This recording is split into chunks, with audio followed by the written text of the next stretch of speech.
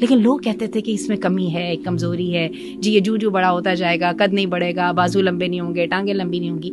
تو میں اچھی بھلی ڈپریشن میں چلی گئی 7-8 مہینے کے لیے. پیرنٹس اس کو اور کرے تھا کہ واقعی میرے بچے کے اندر ڈسیبلٹی ہے، پھر دنیا رک جاتی ہے، پھر کام نہیں ہوتے. آپ نے بھی یہ سوچا کہ پتہ نہیں کس گناہ کی سزا ہے ماں باپ کی. ہاؤ ڈیڈ یو اوور کم دس، یہ جو ہے کہ گناہوں کی سزا. یہ ٹھیک ہے کہ آپ کے بچے کے ساتھ ایسا کچھ ہو گیا، لیکن you are not the only one. یہاں پہ بہت زیادہ ہے، اور میرا خیال ہے ہسپتالوں کے چکر لگا لینے چاہیے، جاتے ہی ایک دم ایمان ٹھیک ٹھاک سیدھا سیدھا ہو جاتا ہے. اللہ نے باقاعدہ کہا کہ اس کو اس دھوکے میں نہ رہنا کہ ان کے پاس بڑا مال ہے، اولاد ہے بہت تگڑی.